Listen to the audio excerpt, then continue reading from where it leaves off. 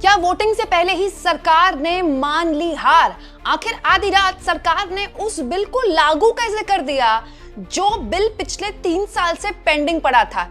एक तरफ सरकार बिल में संशोधन पर बहस करवा रही है, वोटिंग करवाने वाली है, वहीं दूसरी ओर सरकार ने देर रात ऐसा लगा जैसे अपनी हार मान ली। क्या वाकई ये अपनी हार मानने वाला कदम है या फिर सरकार के दिमाग में कोई बड़ा प्लान चल रहा है? सब कुछ बिना भूमिका के आसान भाषा में आपके सामने रखती हूं। जैसा कि दोस्तों, लगातार जो महिला आरक्षण बिल के संशोधन पर 3 बिल सरकार लेकर आई और उस पर बहस जारी है। कल सुबह से लगातार आप मेरे चैनल में उसकी कवरेज नॉनस्टॉप देख रहे हैं, आज भी देखेंगे, क्योंकि दोस्तों आज शाम 4 बजे के आसपास होने वाली है महिला आरक्षण पर अब तक हुई बहस के बाद वोटिंग। लेकिन उससे पहले देर रात सरकार ने एक बहुत बड़ा कदम उठा दिया।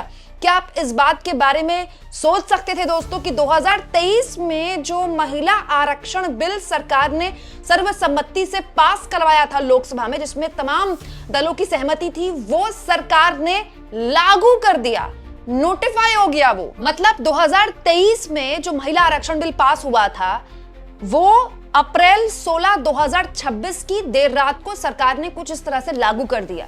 इसके पीछे क्या खेल है? क्या सरकार ने अपनी हार मान ली कि ये जो अमेंडमेंट वो लेकर आई है वो पास नहीं करवा पाएगी कि तो पिछला ही बिल नोटिफाई कर दो, या फिर इसके पीछे सरकार कुछ बड़ी रणनीति के तहत चल रही है? देखिए दोस्तों, इसके बहुत सारी वजह हो सकती है, आसान भाषा में आपको समझाती हूँ। सरकार इसके जरिए पॉलिटिकल कदम उठा रही है, एक दबाव की राजनीति का, कि देखिए हमने तो पिछला बिल लागू भी कर दिया। दूसरा, बहुत से लोग बहस में ये भी बोल रहे थे कि 2023 से वो बिल पढ़ा था उसको लागू कीजिए। तो आपने देखा होगा बहस में दोस्तों, तमाम विपक्षी नेता बार बार ये बोल रहे थे, आपके पास बिल पड़ा, आप उसे लागू क्यों नहीं कर रहे, लागू क्यों नहीं कर रहे? तो ये बार बार लोगों की स्मृति में जा रहा था कि ये जो बिल पास हुआ है 2023 में उसको लागू नहीं कर पाए हैं और ये उसको अमेंडमेंट करने के लिए लाए। ये एक वजह हो सकती है। तीसरा और सबसे इंपॉर्टेंट दोस्तों, जो बहुत से लोग इस पर बात कर रहे हैं, वो ये कि सरकार के बाद समझ में आ गई कि बिल तो गिरेगा। देखिए, सरकार के पास 2/3 बहुमत नहीं है कि वो इस बिल को पास करवा ले। जैसे मैंने पूरा अंगणित रखा था आपके सामने लोकसभा का, फिर से आपके सामने रखती हूँ। सरकार के सामने दोस्तों अड़चन ये है कि संविधान संशोधन के लिए चाहिए 2/3 बहुमत। एनडीए के पास है 292 सीटें, इंडिया गठबंधन के पास है 201 सीटें, अन्य यानी निर्दलीय 47 सीटें। अब दिलचस्प ये है दोस्तों कि सरकार को 2/3 बहुमत मतलब 360 सीटें चाहिए। 360 नंबर, बेसिकली सीटें नहीं, नंबर। अब 360 नंबर कैसे आएंगे? अगर 292 प्लस 47 कर दिया जाता है जो अन्य हैं, तो भी सरकार के पास 360 नहीं हो पाता, 360 नहीं हो पाता। ये तभी हो पाता है जब सरकार का वैसे ही विपक्ष साथ देती है, जैसे 2023 के महिला आरक्षण बिल पर दिया था तो सर्वसम्मति से पास हो गया। तो सरकार के बाद समझ में आ गई है कि बिल तो ये गिरेगा, निश्चित ही गिरेगा आज शाम को वोटिंग में। तो क्या सरकार इसके जरिए एक नया प्लान विपक्ष के आगे रख सकती है कि देखिए बिल हमने लागू कर दिया और अभी जो 543 सीटें हैं उसी के आधार पर आरक्षण दे देते हैं, महिला आरक्षण? तो दोस्तों इसके लिए तो विपक्ष तैयार है, डे 1 से तैयार है। राहुल गांधी ने बकायदा वीडियो भी शेयर किया था इसके लिए।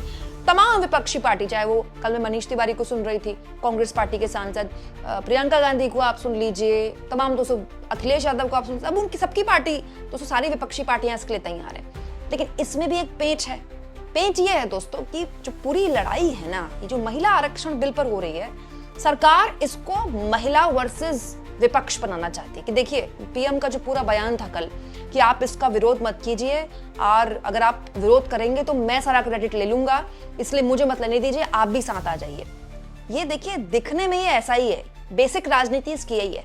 लेकिन राजनीति के अंदर की राजनीति ये है, जो विपक्ष खेल रहा है वो है ओबीसी का। देखिए बीजेपी का लगातार ओबीसी के बीच जनाधार घट रहा है और 2024 में जो बहुमत से दूर हुई बीजेपी यूपी में शर्मनाक हार की वजह से, वो ओबीसी में लगातार घटता बीजेपी का जनाधार है।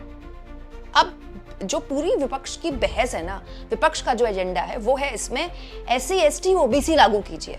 कल प्रधानमंत्री ने इस पर क्या बोला, एक बार बहनों को आने तो दीजिए, महिलाओं को आने तो दीजिए, फिर वो डिसाइड कर लेंगे किसको कितना देना है।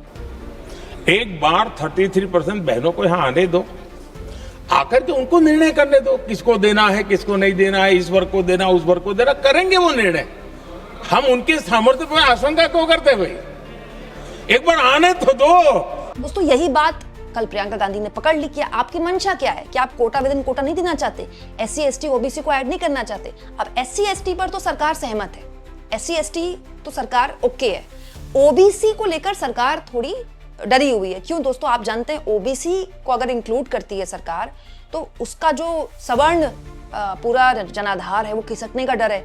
आप देख लीजिएगा UGC वाला जो प्रावधान था उसमें क्या हाल हुआ था, सरकार को रोल बैक करना पड़ा। दोस्तों सुप्रीम कोर्ट तक मामला चला गया, सुप्रीम कोर्ट ने एक तरह से सरकार को बचा लिया और रोल बैक हो गया वो, नहीं तो सरकार के पसीने छूट गए थे। दूसरा, अगर दोस्तों महिला आरक्षण में OBC इंक्लूड हो जाता है ना, तो ये वो वाली लड़ाई है जो कि आज नहीं तो कल तो आपको रिजर्वेशन का पूरा जो कैप है वो बढ़ानी ही पड़ेगी। तो वो एक भानुमति का ऐसा कुनबा है, जब खुल गया तो बीजेपी की सारी हिंदुत्व की पॉलिटिक्स धराशायी हो जाएगी। हिंदुत्व की पॉलिटिक्स बीजेपी की क्या है, बटोगे तो कटोगे, तो सारे हिंदू एक हो जाओ। दोस्तों जब SC ST और फिर OBC की भी बात यहाँ पर आ गई महिला आरक्षण में, कोटा विद इन कोटा, तो फिर ये जो बीजेपी की जो पूरी पॉलिटिक्स है उसमें एक बड़ा छेद हो जाएगा। ये है पूरा खेल। तो इसीलिए जो अब दोस्तों होने को कुछ भी हो सकता है, इस सरकार का तो आप जानते हैं कुछ भी ये सरकार कर सकती है।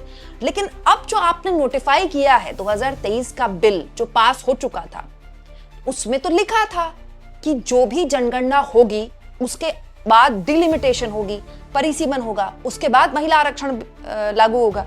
तो अगर वो बिल नोटिफाई भी किया गया है तो दोस्तों उसमें तो संशोधन हुआ नहीं है। तो उस बिल में तो लिखा हुआ है कि आपको जो रीसेंट जनगणना है जो कि अब होगी उसके आधार पर आरक्षण मिलेगा। तो उसको नोटिफाई करके भी सरकार को क्या ही मिल जाएगा। जैसे कल अमित शाह ने दोस्तों संसद में एक बात बोली कि हम जनगणना की प्रक्रिया शुरू हो चुकी है, घर गिनने हमने शुरू कर दिए हैं। तो भाई विपक्ष तो यही बात बोल रहा है कि जब जनगणना की प्रक्रिया भी आप शुरू कर चुके हैं, अब घर गिने जा रहे हैं, फिर लोग गिने जाएंगे, तो आंकड़े आ ही गए समझिए। तो जब आंकड़े आ ही गए समझिए तो इस बार जो है पक्का प्रबंध कर दीजिए कि बढ़िया आंकड़े आ जाए नए नवेले, उस आंकड़े में हम महिला आरक्षण भी कर दें और महिला आरक्षण में कोटा विद इन कोटा भी कर दें और उस कोटा विद इन कोटा में OBC इंक्लूड करवा दें।